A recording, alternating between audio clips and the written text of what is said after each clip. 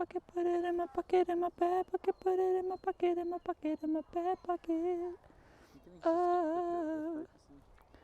And I put it in my pocket, put it in my pocket, in my back pocket, put it in my pocket, in my pocket, in my back pocket. When was the last time it snowed?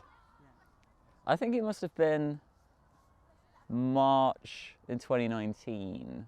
I was working at a co-op basically, and like all of the supermarkets were closed apart from us, because none of them like could open basically. So like everybody was coming to our co-op, and we completely ran out of stuff like bread. We were waiting on a delivery, I think, until like 7 in the afternoon, and eventually this huge delivery lorry rocked up, but I think that was the last time. There was also this one time, I can't remember if it was around the same time as that, or no, I think it must have been in 2018 when it snowed, and I really wanted to get to Yeovil basically to see my girlfriend at the time, and all the trains weren't running, but I went down to the train station, and there was this guy there who was trying to get to Dorchester Hospital because he's a surgeon, and he was literally like, I'm getting a taxi to Dorchester, where do you want to go? And I was like, Yeovil, I guess, like kind of on the way. And he's like, yeah. And so he paid, like, I was like, I've got like £10 I could give you if that helps. And he was like, pay it forwards. So I'm still waiting for that opportunity to pay £50 for someone else to take a taxi ride with me. I watched a Louis Theroux recently on Scientology. It's kind of interesting. I'd already seen it, but God, whack organisation, absolutely whack. What do you think of the actors that are in it? That are in Scientology? The act, oh, like Tom Cruise? Yeah. I think Tom Cruise is a maniac, but he's one of the best forces for stunt work in cinema at the moment. Why? Because he's fucking got a death wish. Like, I don't know. It's one of those things where, like, I despise Scientology and everything that it kind of stands for, but it's just interesting to me that even through Scientology, you know, people can find the motivation to like do really crazy, incredible things. It's like in Tom Cruise's case, it's like do life-threatening stunts and like make a bunch of movies and stuff like that. So I don't know. And then in like the case of, you know, like gospel musicians in the States, it's like getting really good at jazz piano or like drums and stuff like that. And Jesus Christ, that guy's making like a snow boulder down there. Don't know if you can see, but there's two of them. What? Hello? Why'd you call me? Well, because I wanted to use your scarf, and I was like, I wanted to know if, you know, if you had a preference to which one I was allowed to use, but, you know, Did you don't just? need your scarf anymore, Why not? because we made her look even better. Well, you can still use my scarf if you want. I don't want to use your scarf, Why not? because... I would have said Scarf yes. Traitor. I would have said yes. I would have said you could use my scarf. Yeah, but whatever, too late now. All right. Well, I will look in the chat. I haven't actually seen Pippa yet. She's gorgeous. I'm sure she is. I'm sure she is. Well done. Okay. Well, bye, enjoy your walk. Thank you. I will. We're mid-interview right now, so I've got a spare button I know. Wow. on my coat. Yeah. You got. Adam has a spare button in his coat. What? Yeah. Did you use a carrot? Yeah. Yeah, obviously. Good. Okay. Good. Well, yeah. Adam can donate a button. Oh, I mean, let him keep it, he can have it as a snack later. Okay. Yeah. That's true. That's good. Yeah. And I can have a carrot instead. No, you can't have a carrot in return, Adam. No, you can just keep the button as a snack. All right, well, I'm going to go, Gabby, but I'm glad that there's no, you know, huge issue. All right, bye for now. Bye. Cool, yeah, it's a bit wet here. I don't know why. What's been the best day of the past year? Oh, man. 7 years. Of the past year? 2021? Oh, flip. I don't know, but it was definitely before exams. I really enjoyed the day you came over, actually, and we made ratatouille. That was nice. That was good. I really liked that. That was really tasty. And watched World's Strongest Man.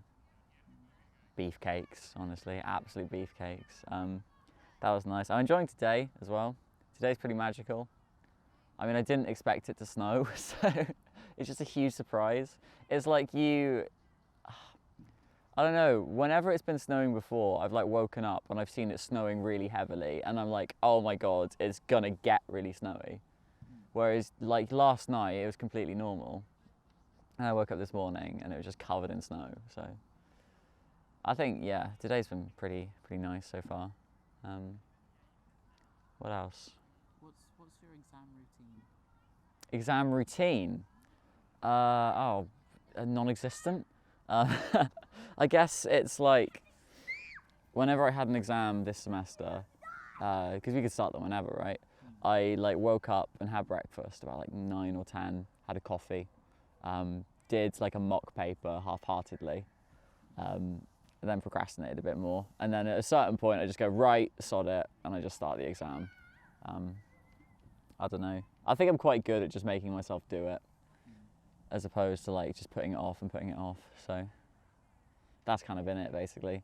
And then as soon as it finishes, I have a big existential panic about how well I've done. But How well do you think you did?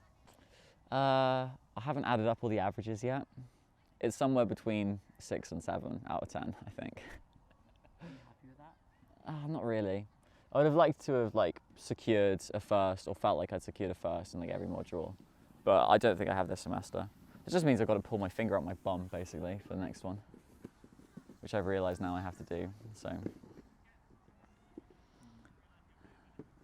that's kind of how I'm feeling about things. 2 months on top of things, and having released some more music. That's where I would like to be, basically. I mean, just concerts are impossible to put on right now. Like, we're literally living in and out of lockdown, so like, there's just no way you can commit to things 2 or 3 months down the line, you know? Summer. Stay in Bath as much as I can, or as long as I can. I mean, yeah, I would like to see some of my friends if possible, like from home. I don't know how feasible that'll be, but like, I really like Bath. I like it much more than I like being home. Just because there's like people around and I feel like I've got my own space, whereas at home I have to share it with my dad. So like, you know, it's just nice, kind of feeling like I've moved out. So just probably stick around and then work on some music, if possible.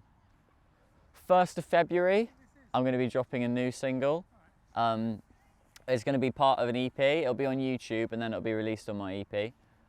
It's called Crispy Aromatic Duck. You heard it here first. Also, keep your eyes peeled for OnlyFriends. It won't be a part of the next EP, but maybe in the next sort of month or 2. It'll be something that I just drop individually as a single. I think it'll be good fun.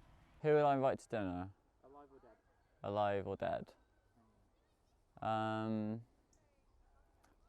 Does it have to be like someone I know or just anyone? I'd invite Louis Theroux. I'd absolutely invite Louis Theroux to dinner. And his cameraman. And his cameraman, yeah. I just think that they'd be like, well, Louis in particular, would be like a fun kind of character to have around. He just seems like a solid guy, honestly. And he seems like he's had some really interesting experiences and could shed like a lot of interesting thoughts on things. So I'll probably invite him. I'd invite my old piano teacher, John Law, as well, because he eerily reminds me of Louis Theroux. And I kind of have this thing where like, I've had friends in the past that have like really similar qualities. And I always find it very interesting getting them together and seeing how they interact. So I had this friend, I have this friend, Harry Johnson, who isn't at uni. And he was a friend from secondary school. And I had him come to visit me last year. And then I also had my housemate, Harry, who really reminded me of Harry Johnson for some reason. And just seeing them, the 2 Harrys in the same room together, I was like, what? Like, it's really weird. So yeah, I invite Louis Theroux, I invite John Law, legend. Who else would I invite? I would also invite, if I invite one more person, it'd have to be somebody who represents. Oh, I'd invite, oh God. Oh, I don't know. One more person. Thomas Brooman. I think I'd invite Thomas Brooman as well. Because I think that he has enough life experience that he'll be able to just talk about life, and he has like interesting thoughts about things with Louis Theroux, and then also there's like a music overlap, and I've just always found him to be somebody who's given me very good advice. So I saw Magic Mike 2 the other night, and well, not the other night, it was like a few weeks ago, and I was just like, what is the appeal of this film? But then everybody compares it to like, well, yeah, or like Paddington 2, in that like it takes the formula of the first film but just distills it down to its like best elements, and then, you know, it just is hyper focused on them. Kind of like what's happened with Mission Impossible and like Fast and Furious, is that in like a really great way they've just become parodies of themselves, you know, or like just they've just distilled the formula down to its core elements and then just do it really well. I'm watching Legend of Korra currently. It's like a sequel to Avatar, The Last Airbender.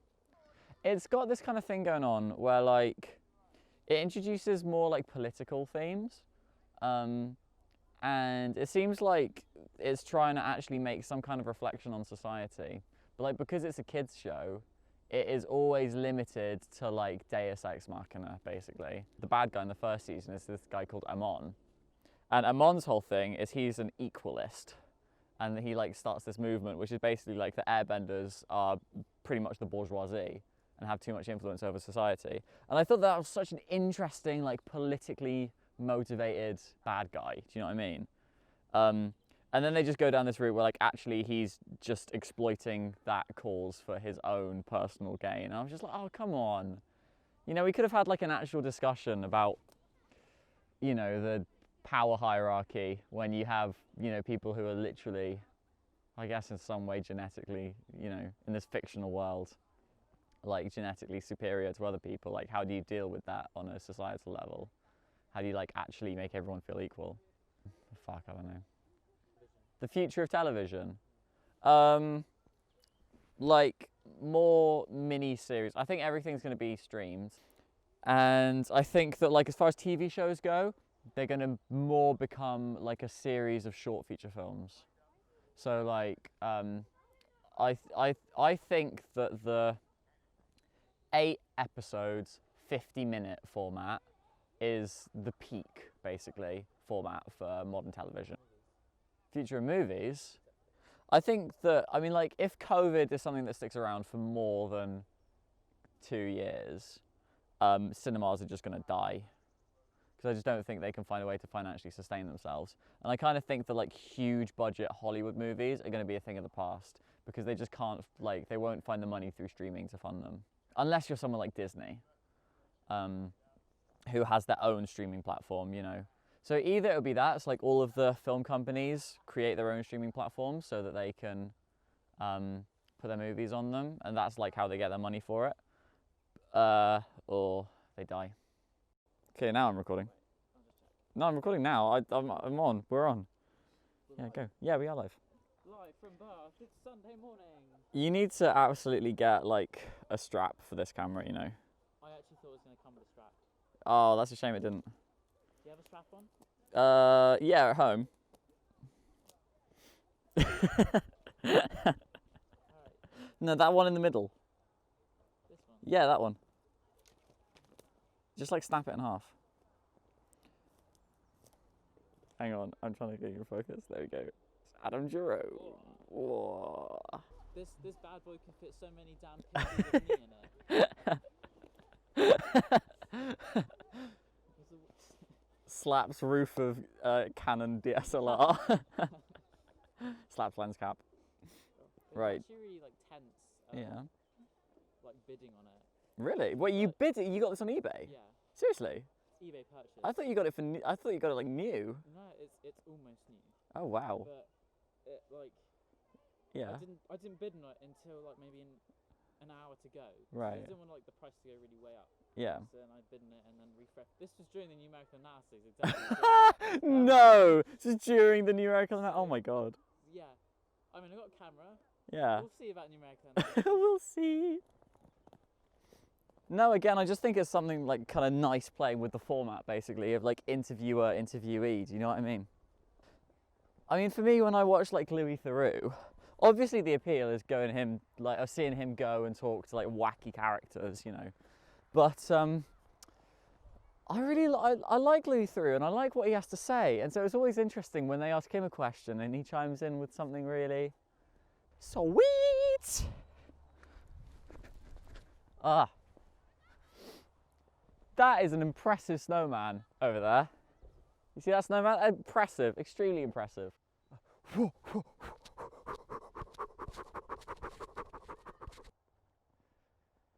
Cool, this is a monster of a snowman. Oh, it's got a little buddy. Or rather, it's got a decapitated friend. It's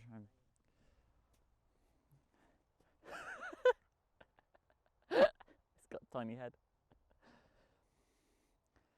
I'm not very good at this. Slav squat. I hate that, it hurts on my knees, jeez, alright. Stereotypes of a we've misunderstood. I bought a body pillow because I'm lonely under the hood. In actuality, infallible normality is not an expectation that applies to my reality, where two-dimensionality takes precedence. I'm president of polyamory, a victim of the fallacy that weeb is a profanity. It's more than just a fantasy. So that's the verse that I'm happy with. But I don't think I like the other verse. Favorite album of all time? What, like right now is the most important album to me. Teen Vogue, speed it up. I'm not good at this, man. I'm not good at this. Okay, Transatlanticism by Death Cab for Cutie. Really good album. Incredibly good. And I think that was one of the albums that brought me back around to appreciating like simple music, as opposed to like wanting everything to be really like technical, you know. It's a G. Come look. I've never noticed that before. What do you think it stands for? Core. Gore. Bath. Gore. Okay, ask me another Teen Vogue question and I promise I'll give you a Teen Vogue answer. What's your favourite colour? Oh, it's got to be purple. Why? It's really confusing. I don't know if you know this, Adam. I am red-green colour deficient. I'm sure I've told you that before, right? Yeah. So that means that there are some colours that I have a really hard time distinguishing from each other. And purple and dark blue are two of those colours. So quite often I find it quite hard to identify purple. And I don't really have a good idea of what it looks like. But, not for much longer, I ordered on Tuesday, I think, also during the numerical analysis exam, some Enchroma colourblind correction glasses. Yeah, and I just like the thought of being able to see in full colour, just really like makes my heart feel full and kind of makes me, I don't know, it's like, can you imagine not having one of your senses and then suddenly gaining it? That's what I imagine it feels like. They send you balloons that you can fill up and, you know, look at. And then also I've got a bar of Lindt milk chocolate in the fridge. That basically my mum always bought me Lindt chocolate when I was in the States. And it's really, really good chocolate. It's amazing. And the packaging is like a kind of weird blue colour. And I want to know exactly what it looks like. So I'm saving it, basically. They should be coming tomorrow. Purple's my favourite colour. And I think it's going to be my favourite colour forever as well. Once I know what it actually looks like. We can mosey on sort of back towards town if you want. Are you okay? Adam, what do you think the zeitgeist is of this generation? It's going to be this strange combination of people wanting to go back to a time before they were born and like people having a lot shorter attention spans. So I think TikTok's going to have quite a big, I don't have it, but I think it's going to have quite a big influence on the people a few years below me, like a few years younger. Are you? Oh, there's a lovely lyric from LCD Sound System that is borrowed nostalgia for the unremembered 80s. Just such a lovely lyric, and I think it's pretty true. Like, there's going to be a lot of nostalgia for people's idea of the 80s. I can't wait for the 90s nostalgia to begin because I don't really know what it is, but I think in a sense it's more real. Music-wise, people are gonna switch back to vinyl and CD, maybe cassette. CD would be sick. maybe a gramophone. Depends how far how nostalgic we get. For a lot of people, last year was their worst year ever, which is understandable. But I think for me, it was probably the best year I've ever had. I got into painting. I watched Community. That was the highlight. I listened to a lot of good music. Cycling. I'm just gonna hop the fence. Yeah. Parkour. Do you want to get some cool shots of all the hill? The big hill?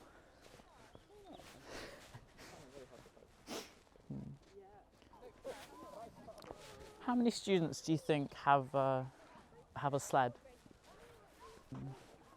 They're using a baking tray. Wait, have you tried a roasting dish? Oh, brilliant. Oh my god.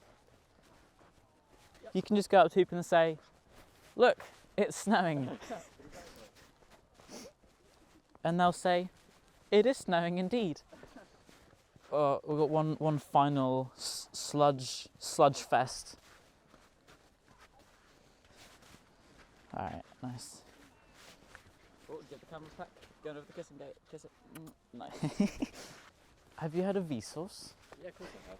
You watched the video about time? Yeah, and I actually watched the ones like where it was people in a 7-Eleven at like 2 a.m. I watched those videos, and I think I want to do a similar thing where capturing the moment.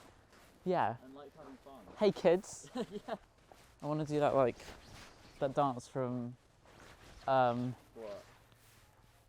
Don't Hug Me, I'm Scared. Like I can't remember the rap though. No. Time. Yeah. Alright, that's it. I think I'd like to do some interviews when the clubs open back up, the nightclubs. Interviews in clubs. Not in like 2 a.m. interviews when people are leaving the club and sobering up by the bus stop. Outside the club. I want to ask them some deep questions, and I think their responses could be pretty interesting. It won't be like aggressive.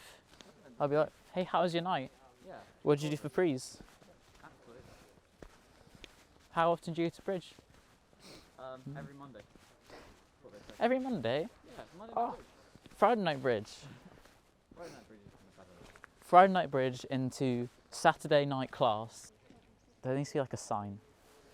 Wait, I'm not zoomed out. Do it again. I wasn't standing for a while enough. Okay, do it properly. Action. Oh, it's done.